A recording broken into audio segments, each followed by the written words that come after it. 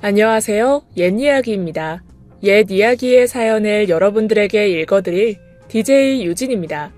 구독과 좋아요는 채널 운영에 큰 힘이 됩니다. 꼭 부탁드리며 저는 여러분들의 댓글도 모두 읽고 있으니 댓글도 많은 참여 부탁드립니다. 그럼 오늘의 사연 바로 시작할게요. 하늘이 무너지는 느낌. 부모님이 싸우는 모습을 보면서 아이들이 그런 말을 하더군요. 자신의 세상이 무너지는 느낌이었다고 말입니다. 저 역시 그랬어요. 울고 있는 어머니와 소리를 지르던 아버지의 모습을 보면서 양손으로 귀를 틀어막고 이불 속에 숨어 있었죠. 어른들은 도대체 왜 저렇게 싸우는 걸까? 늘 의문을 품었습니다. 친구들과 싸울 때는 늘 화해를 하라며 손을 끌어당기고 미안해 친구야 라고 말하게 하면서 왜 자신들은 그 누구도 미안하다는 말을 먼저 하지 않는 걸까? 왜 아무도 서로의 손을 잡지 않을까? 아무리 어렸어도 아버지가 잘못했다는 걸 모르지 않았어요. 그건 동네 사람들 누구나 아는 사실이었죠. 저희 아버지는 동네에서 괴팍하기로 유명했습니다.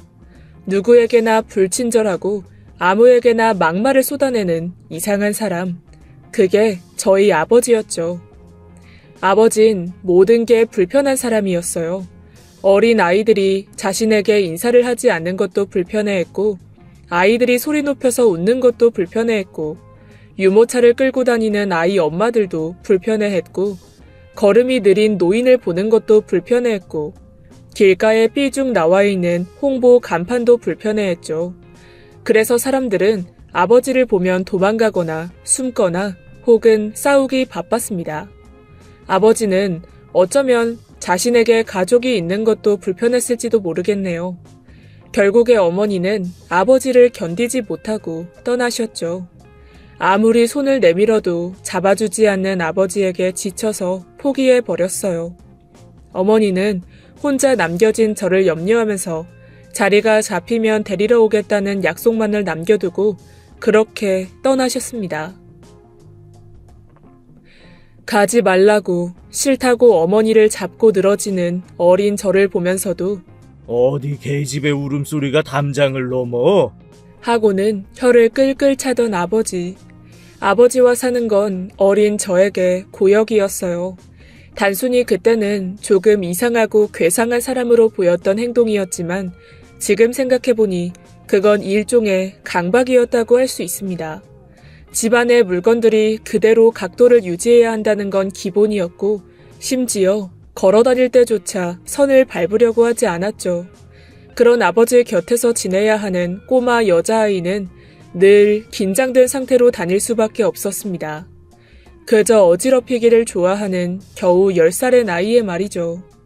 전 그런 아버지가 무서웠고 같이 다니고 싶지 않았어요. 아버지가 지날 때마다 뒤에서 작은 소리로 손가락질하며 아버지가 지나갈 때마다 뒤에서 작은 소리로 손가락질하며 아버지 욕을 하는 동네 사람들 때문에 부끄러웠죠. 늘 귀까지 빨갛게 달아올라서 몇 발자국 떨어져서 고개를 숙인 채 뒤를 따랐습니다. 남해의 작은 바닷가 마을, 옆집의 숟가락 개수도 알 수 있다는 그런 작은 촌동네였지만 어른들은 우스갯소리로 유일하게 숟가락을 셀 수 없는 집이라고 말하곤 했죠. 그만큼 아버지는 동네 누구와도 친하게 지내는 법이 없었습니다. 항상 공격적이라서 마을 이장님도 저희 집에 방문하기를 꺼려하셨어요. 반대로 아버진 동네에 돌아가는 사정에 관심이 많으셨습니다.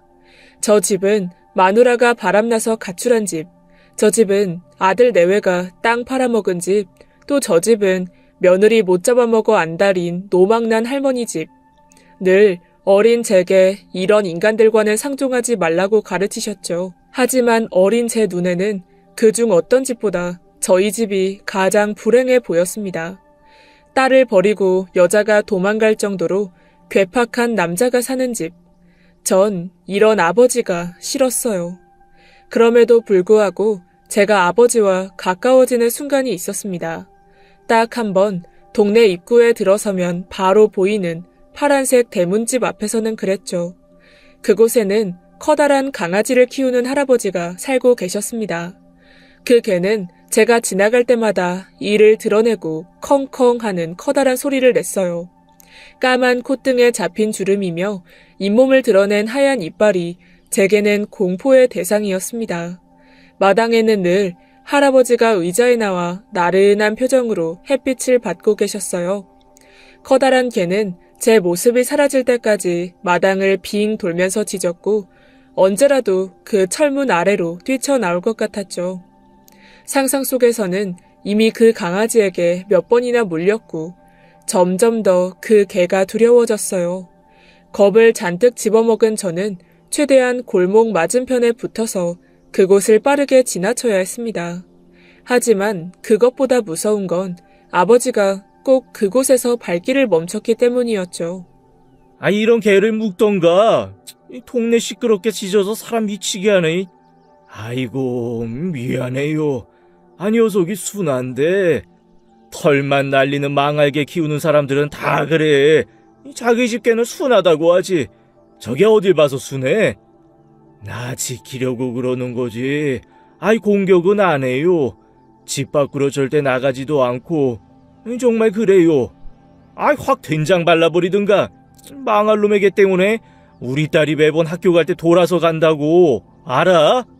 연신 죄송하다고 고개를 숙이는 할아버지에게 삿대질까지 하는 아버지. 이에 더 성이 난 개는 아버지를 향해 거칠게 반응했죠. 개의 앞발을 대고 있는 철문이 흔들리는 걸 보면서 제 머릿속은 하얗게 질렸어요. 언제부터 제가 강아지를 무서워했는지는 몰라요. 그저 아주 어릴 때부터 제 눈을 빤히 보는 그 까만 눈동자가 무서웠습니다. 크기가 크고 작고를 떠나서 상관이 없었죠. 전 그냥 동물의 까만 눈이 무서웠어요. 이해하지 못하는 분들이 많으실 텐데 털이 달린 복슬복슬한 동물을 좋아하는 사람들이 뱀을 보고 경악하는 것과 같다고 생각하시면 쉬울 겁니다. 제게는 그 정도 공포를 심어줬죠. 뱀도 강아지도 눈동자는 까마니까요. 그날 이후 할아버지는 제가 지나갈 때마다 강아지의 목을 안고 계셨습니다. 눈이 마주치기라도 하면 할아버지는 미안하다는 듯이 강아지만 쓰다듬으셨죠. 하지만 강아지의 짖음이 멈춰진 건 아니었어요. 또 할아버지가 마당에 나오지 않을 때는 몰래 지나가려다가 철문 밑으로 까만 코가 튀어나오는 걸 보고 놀라서 넘어지기도 했습니다.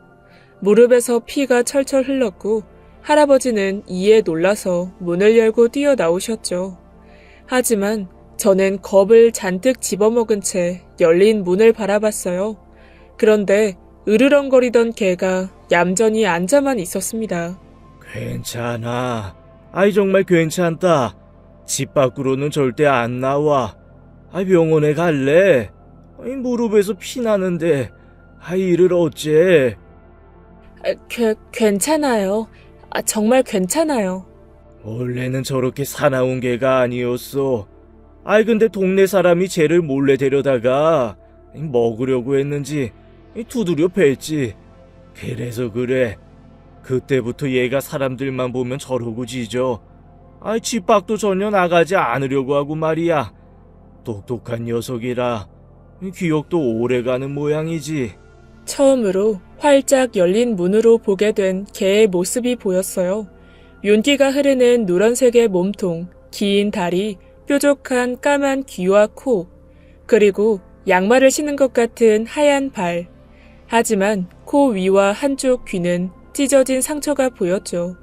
심지어 한쪽 다리는 절고 있었고 꼬리도 반쯤은 잘려 있었습니다. 여전히 두려워서 심장이 뛰었지만 처음으로 그 강아지가 불쌍하다는 생각이 들었어요. 순간 할아버지에게 빨리 들어오라는 듯이 끙끙 하는 소리를 내는 개와 눈이 마주쳤고 저는 얼른 시선을 돌렸습니다. 그렇게 몇 년의 시간이 더 흘렀죠. 어느덧 중학생이 된 저는 크게 달라지진 않았어요. 여전히 파란색 대문집을 두려워했고 도망가기 바빴습니다. 달라진 게 있다면 적어도 그 강아지가 저를 물지 않을 거라는 약간의 믿음이 전부였죠. 물론 아버지와도 사이가 좋아지진 않았어요. 오히려 예전보다 사이는 더욱 틀어졌죠. 대체 뭐가 그렇게 문제인 건데? 수학여행도 못 가? 학교도 장사하는 곳이야. 학생들 수로 돈 벌어먹고 그런 놈들이 이 가격을 측정했을 때 손해를 왜 봐? 분명 더 받아먹으려고 잔뜩 돈을 더 붙였을걸? 정확히 돈을 걷어서 그걸 어디에 쓸 건지 알아야 할 거 아니야. 제발 그만 좀 해. 학교에 전화 좀 하지 말고. 차라리 내가 수학여행 안 갈 테니까 그만하라고. 아빤 나 친구도 하나 없이 졸업시켜야 속이 편해? 왜? 아빠가 그깟 항의 전화 좀 했다고 선생이 뭐라고 해? 이놈의 새끼들이 내가 낸 세금 먹고 사는 주제. 그만 좀 해. 전 귀를 막고 소리를 꽥 질렀죠.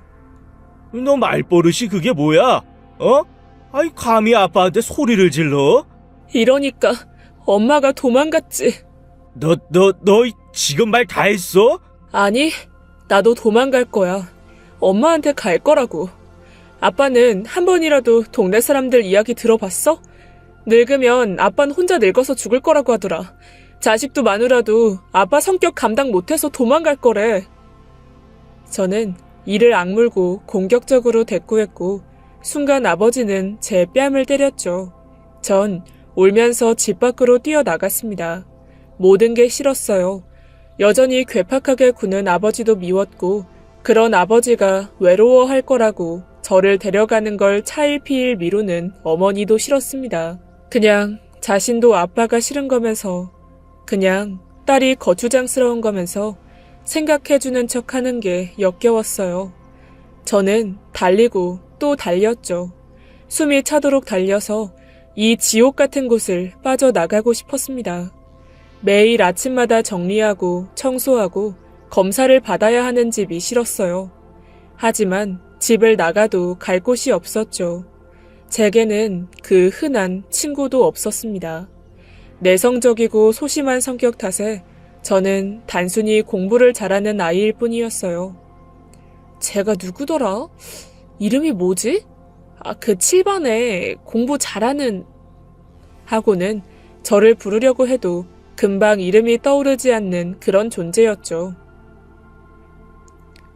어머, 이를 어째? 영가님 어쩌면 좋아. 한참을 울면서 걷고 있는데 골목 입구에 불빛이 가득했어요. 동네 사람들이 밖으로 나와 다들 파란 대문집 근처로 목을 빼고 있었어요. 저도 슬쩍 근처로 갔습니다. 그때 할아버지가 들것에 실려서 나오고 있었어요. 구급 대원들이 빠르게 대문을 빠져나가려고 하고 있었죠.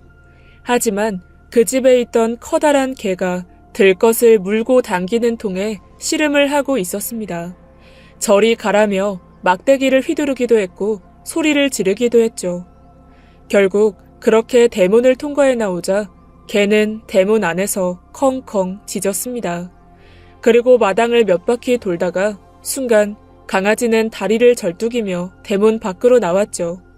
이에 저는 너무 놀라서 사람들 뒤로 숨었어요.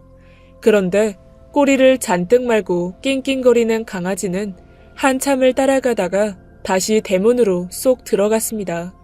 할아버지의 모습은 보이지 않았어요. 그날 밤 이후 목을 빼고 우는 짐승의 긴긴 울음소리만 간간히 들릴 뿐이었습니다. 그리고 3일 정도 지났을 때 더 이상 울음소리가 들리지 않았어요. 저는 등하굣길에 골목길에 접어들 때마다 강아지의 까만 코가 철문 아래에 박혀있는 것을 봤죠. 코는 실룩거리며 움직이다가 이내 할아버지가 아니란 걸 알았는지 사라져 버렸습니다. 더 이상 저를 향해 짖지도 않았고 움직임도 거의 없었죠. 슬슬 걱정이 되기 시작했어요. 굶어 죽지는 않을지 비를 맞지는 않을지 매일 밤을 뒤척였죠. 그리고 전 용기를 내어 빵 한 덩어리를 가지고 갔습니다. 그리고는 철문 위로 던지고는 빠르게 사라졌죠. 너 요즘 뭘 자꾸 이렇게 싸가? 아니야, 배고파서 그래. 성장기잖아. 전 일주일 동안 그곳을 오가면서 물과 음식들을 주기 시작했어요. 집에 있던 삶은 계란이랑 고구마, 소시지도 챙겨갔죠. 저희 집에서 쓰던 이 빠진 납작한 그릇을 철문 아래로 넣어주는데 진땀을 빼야 했죠. 혹여나 강아지가 달려들까봐 긴 막대기로 안까지 밀어 넣었어요. 하지만 커다란 강아지의 움직임은 날이 갈수록 느려지고 힘들어 보였어요. 철문 아래로 코를 빼는 것도 이전과 다르게 힘겨워 보였죠. 음식을 줘도 제가 있을 때는 도통 먹지도 않았습니다. 그저 냄새를 몇 번 맡고는 그 옆에서 가만히 누워있을 뿐이었죠. 그래서 전 어떤 책임감을 느꼈던 것 같아요. 강아지가 먹어도 되는 것과 먹지 말아야 할 것을 처음으로 공부하게 되었어요. 덕분에 같은 반에 강아지를 키우는 친구들과도 스스럼 없이 이야기를 하게 되었죠. 확실히 힘없이 학교에 오고 갔던 이전과는 달랐습니다. 일단 사람이 먹는 음식을 주면 안 된다고 하더라. 소세지도 안 되나? 짜고 맵고 달고 한 건 안 된다고 해. 특히 초콜릿. 정말? 내가 잘 몰라서 고구마랑 계란 줬는데. 그건 괜찮아. 살이 좀 찌겠지만 사료를 먹어야지 일단. 우리 엄마가 강아지는 살찌면 아프다고 하셨거든. 강아지 사료? 우리 집에 강아지 먹이는 거 있는데 몰래 가져다 줄게. 근데 강아지 이름 뭐야? 이름 있을 거 아니야. 그게 우리 집 개가 아니라서 잘 모르겠어. 가장 후회했던 게 그것이었습니다. 이름이라도 물어볼걸. 어쩔 수 없이 저는 그 강아지에게 까미라는 이름을 붙여줬어요. 까만 코 때문에 그렇게 지은 거였죠.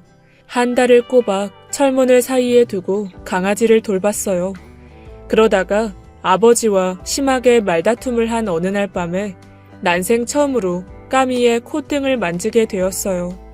부드러운 콧등 사이의 상처, 그리고 촉촉하고 차가운 코, 단순히 한 번의 스침뿐이었는데 숨결이 어찌나 따뜻했던지 제게 큰 위로가 되었습니다. 우연히 맞닿은 것이라 제 의지는 아니었기에 다시 시도해볼 엄두는 나지 않았죠. 그리고 며칠이 더 지난 어느 주말 오후, 까마, 소세지 먹어야지. 평소 같으면 까만 코를 철문 아래로 내밀었을 텐데 아무런 기척이 없더라고요. 전 너무 놀라서 까치발을 들고 안을 보려고 했죠. 그런데 집안에 강아지가 보이지 않았어요. 순간 머릿속을 스치는 불길한 예감과 할아버지의 이야기가 떠올랐습니다. 동네 사람들이 까미를 잡아먹으려고 했다는 그 이야기가 심장이 쿵 하고 아래로 곤두박질 쳤죠. 전 앞뒤 생각하지 않고 문을 열고 안으로 들어갔어요. 사람의 손길이 없다는 것이 느껴질 정도로 곳곳에는 강아지 똥이 널려 있었죠. 그리고 할아버지가 늘 앉아있던 의자만 넘어진 채로 중앙에 덩그러니 있었습니다. 그 당시에 급박했던 상황을 보여주듯이 할아버지의 신발 한쪽과 활짝 열린 방문이 보였죠. 온 몸에 피가 빠져나가는 느낌이 들었습니다. 어쩌지? 어쩌면 좋지? 머릿속은 온갖 끔찍한 상상들이 자리를 잡았어요. 서둘러 밖으로 나가서 찾아보려고 몸을 돌렸죠. 그런데 그때 까만 코가 실룩거리며 열린 방문 사이로 불쑥 빠져나왔습니다.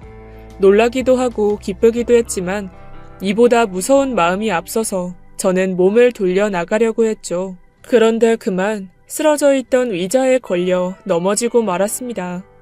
정신을 차리지 못하고 버둥거리며 몸을 일으켰는데 그때 손에 잡힌 건 강아지의 등이었어요. 전 입을 반쯤 벌린 채 지금의 상황을 파악하려고 애썼습니다. 강아지는, 아니 까미는 제 곁에 가만히 서 있었어요. 고개를 갸웃하고는 귀를 파닥거렸죠. 까맣고 반짝이는 두 눈은 저를 응시하고 있었고 길게 나온 혀, 입에서는 따뜻한 숨결이 느껴졌습니다. 그만큼 너무나 가까운 거리였어요. 저는 눈을 질끈 감았습니다. 그러자 강아지가 제 쪽으로 등을 대고 돌려 앉더군요. 얼마나 지났을까? 슬쩍 눈을 뜬 저는 강아지를 가까이서 처음 보게 되었습니다. 확실히 이전과는 달랐어요. 할아버지가 계셨을 때 흐르던 윤기 있는 털은 듬성듬성했고 몸은 갈비뼈가 드러날 정도로 바짝 말라 있었죠.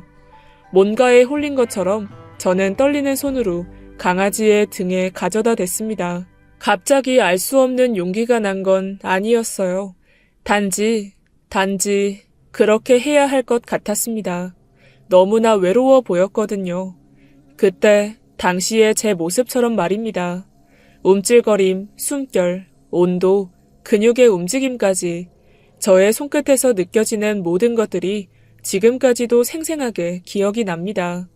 그게 우리의 첫 만남이었으니까요. 그날 이후로 저는 똥을 치우고 물도 갈아주며 그 집을 들락거렸습니다. 여전히 저를 보면 자신의 등을 보여주고 돌아앉았죠. 마치 제게 절대로 해치지 않을 테니 안심하라는 듯이 늘 그랬어요. 반년을 그렇게 지냈습니다. 할아버지가 돌아오시면 할아버지가 다시 오실 때까지만 전 그때까지 충직한 강아지를 지켜줄 요량이었죠. 그런데 그해 겨울, 그러니까 중학교 시절의 마지막 겨울방학이었습니다.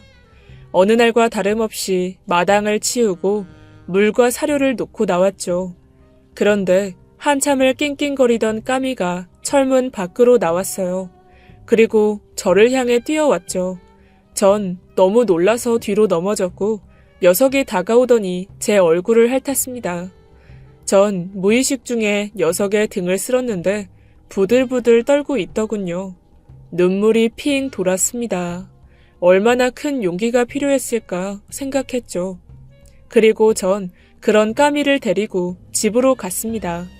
아버지가 무슨 말을 할지 머릿속이 복잡했지만 상관없었어요. 무슨 일이 있어도 이 작은 녀석을 지키겠노라 다짐했습니다. 예상대로 아버지는 머리를 한 대 맞은 것처럼 떡하고 입을 벌렸죠. 저는 내가 키울 거야. 쫓아내면 나도 나갈 거야. 라고 통보한 뒤에 까미를 데리고 화장실로 직행했습니다. 뒤에서 뭐라고 하는 소리가 들렸지만 신경도 쓰지 않았죠. 따뜻한 물에 까미를 구석구석 씻겼습니다. 너 정말 예쁘고 착하구나? 옳지. 물론 녀석이 물을 좋아하는 것 같진 않았어요. 계속해서 물기를 털어대는 통에 제 몸이 완전히 젖어버렸으니까 말입니다. 그래도 수건으로 말리고 나니 이전의 모습이 약간은 돌아오는 듯 했죠. 듬성듬성 난 털이 여전히 비어 보였지만 윤기는 흐르고 있었거든요. 저는 방학 내내 까미와 이곳저곳을 다녔습니다. 공원도 가고 동네 작은 약수터도 갔죠. 박스를 묶는 빨간 줄로 어설프게 만든 목줄이었지만 상관은 없었어요.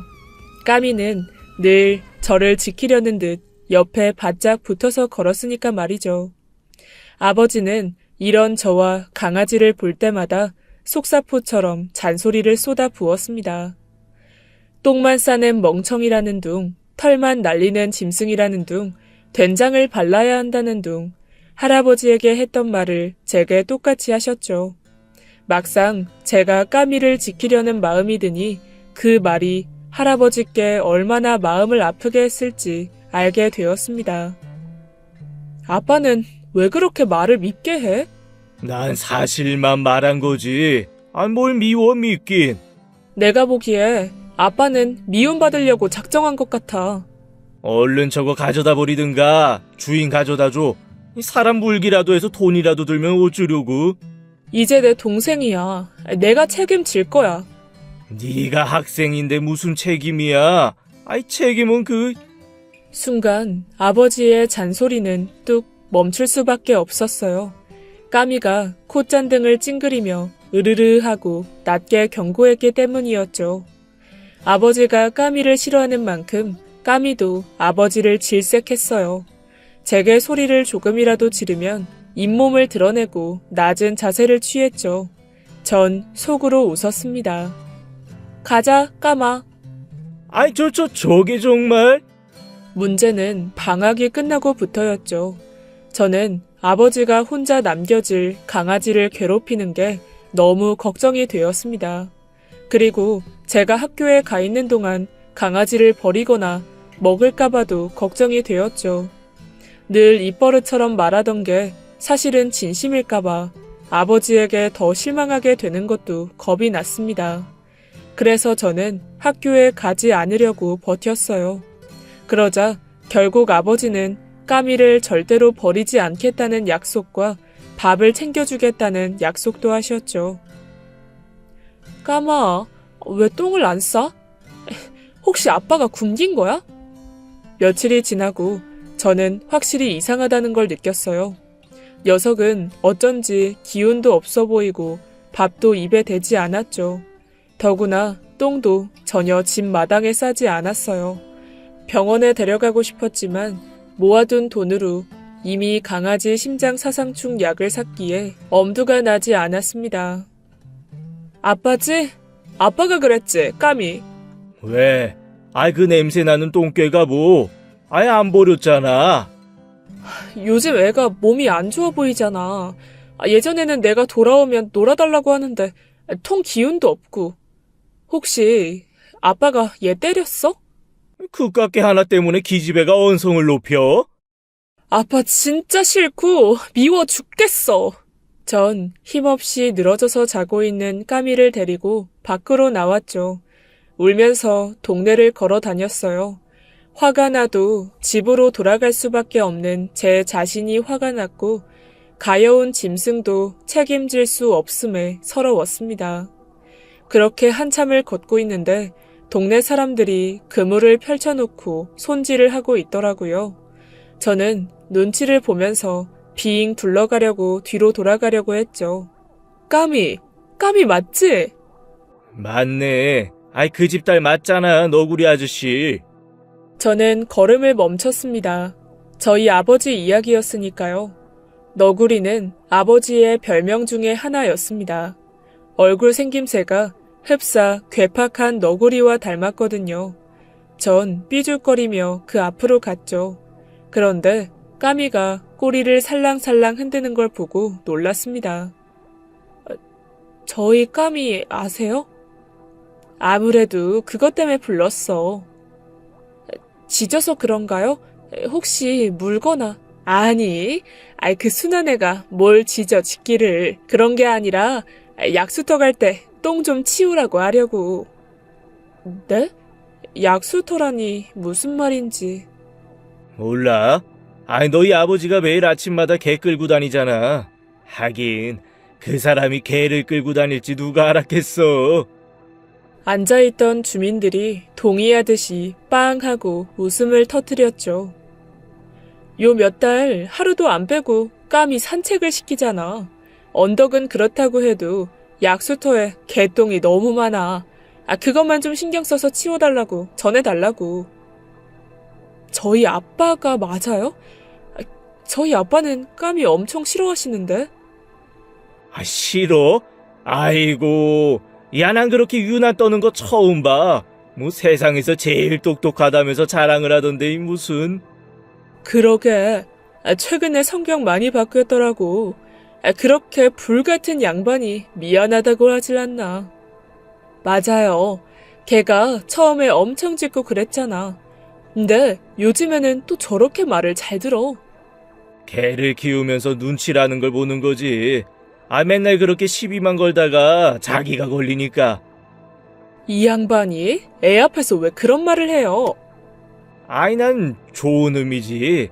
사람이 좀 유해졌어. 뭐 이런. 머리가 멍했습니다. 이야기를 듣고 보니 최근 까미의 행동이 왜 달라졌는지 짐작이 갔죠.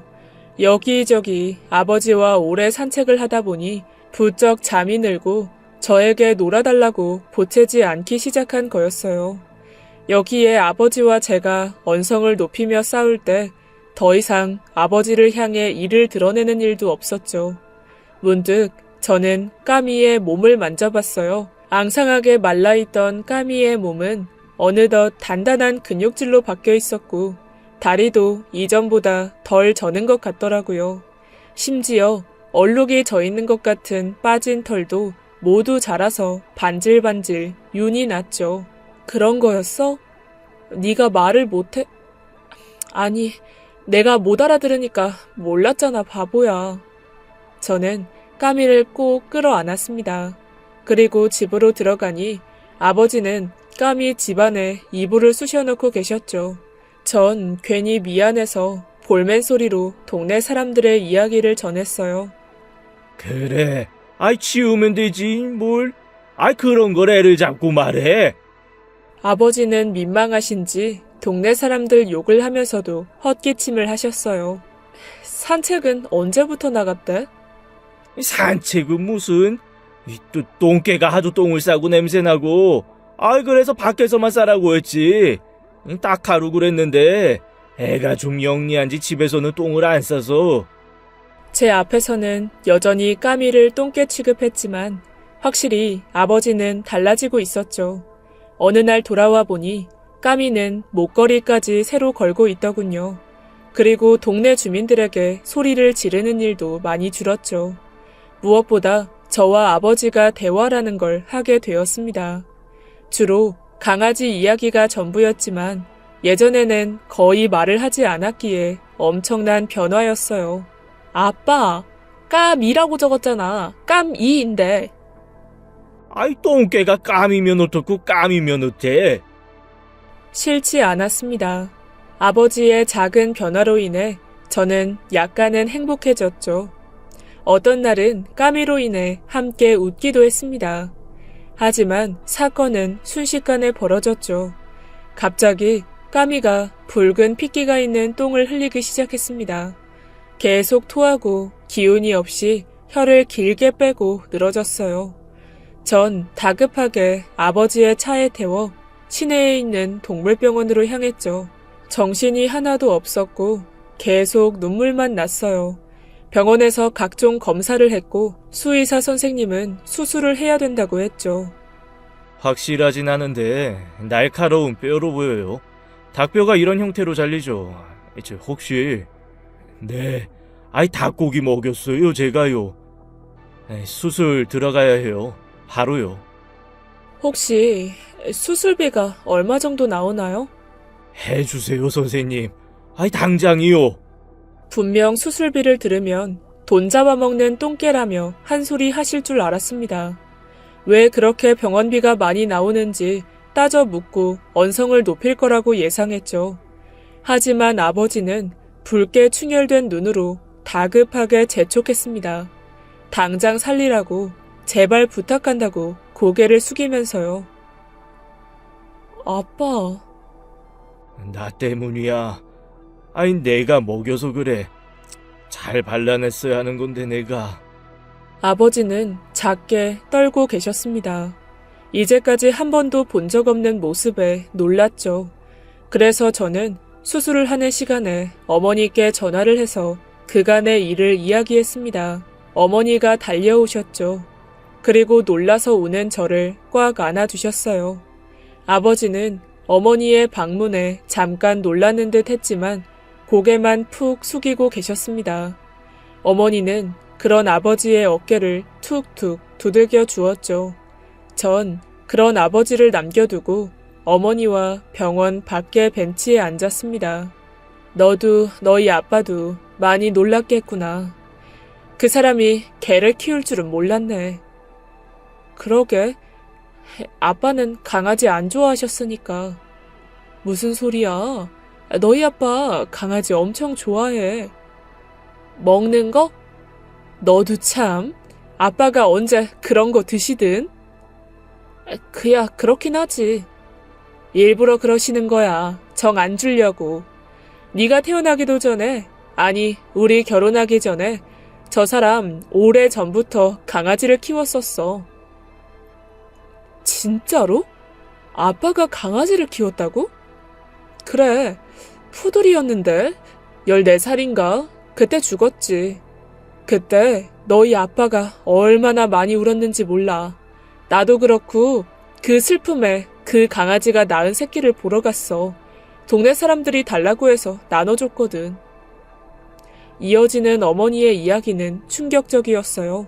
총 3마리의 입양간 강아지 모두가 없었다고 했죠. 잃어버렸다, 다른 사람을 줬다, 죽었다면서 둘러댔지만 그들 모두가 잡아먹었다는 확신을 하게 되었답니다. 그 뒤로 아버지는 온 동네 사람들에게 분풀이를 계속했다고 했죠. 매일 욕하고 시비를 걸었던 그 사람들이 바로 그들이었던 겁니다. 그래서 내가 말했잖아. 나도 힘들어서 이혼했지만 너희 아빠 좋은 사람이라고. 그리고 혼자 있으면 나도 불안해서 그 정도로 여린 사람이라고 말이야. 전 바보처럼 아무것도 몰랐죠. 모두를 불편하게 생각했던 아버지는 가족을 잃은 슬픔을 토해내고 있었다는 걸 말입니다. 다행히 수술이 무사히 끝났고 얼마간의 입원 끝에 까미는 저희 집으로 돌아왔어요. 그리고 그때는 어머니도 함께였습니다. 며칠을 울기만 하는 바보 같은 아버지의 모습에 어머니가 못 이기는 척 돌아오신 거였죠. 너무 행복했어요.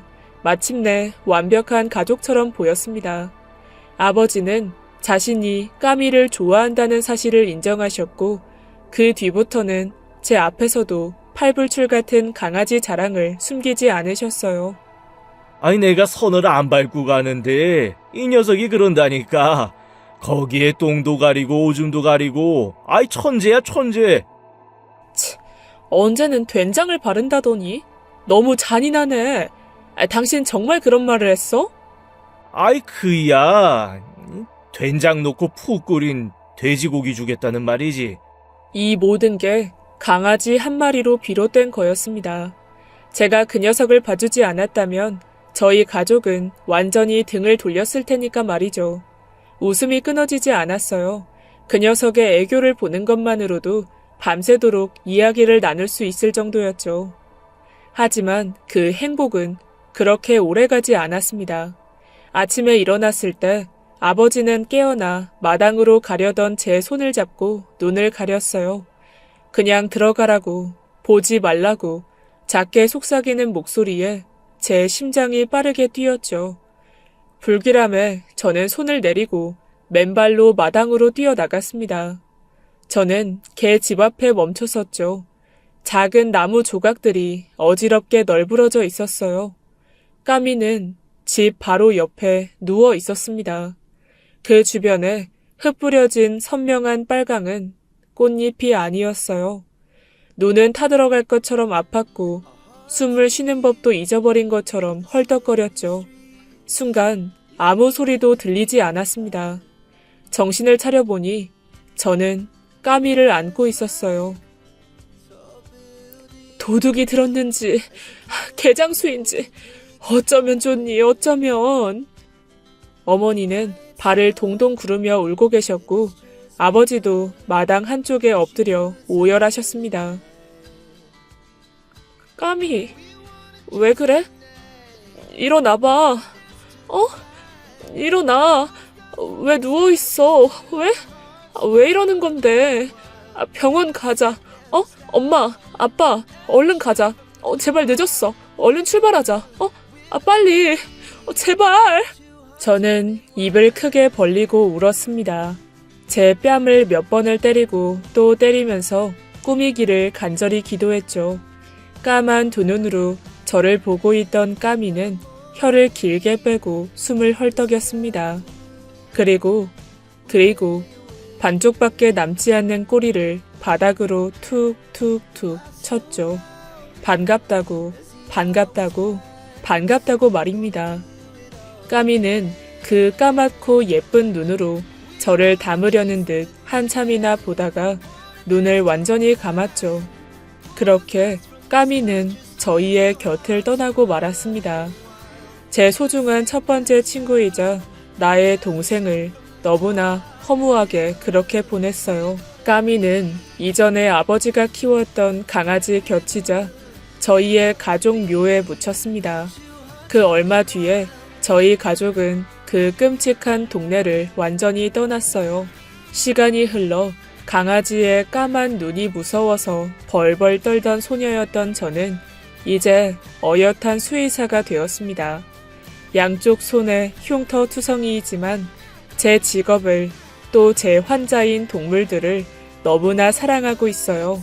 가족을 잃을까 눈물을 흘리며 찾아오는 견주님들 모습 속에서 저의 어린 시절 모습을 떠올리곤 합니다. 그래서 더욱 최선을 다할 수 있는 것 같아요. 힘든 수술을 끝낸 녀석들을 가만히 보고 있으면 함께 있는 시간이 너무나 짧기에 한정된 시간 안에 최선을 다해 주인을 사랑하는 걸까 하는 생각이 들죠. 온 몸을 다해, 온 힘을 다해서요. 15년이 흐른 지금도 까미가 너무 그립습니다. 만약에 제 이야기를 듣고 말할 수 있다면 딱 3가지를 묻고 1가지는 말해주고 싶어요. 그곳에서 사랑했던 할아버지를 만났을까? 이제는 아프지 않니? 나와 있는 동안 행복했어? 그리고 까미야, 언니가 너무너무 사랑한다. 지금까지 옛이야기였습니다. 끝까지 함께해주신 여러분 진심으로 감사드리며 저는 내일 이 시간 다시 돌아올게요. 감사합니다.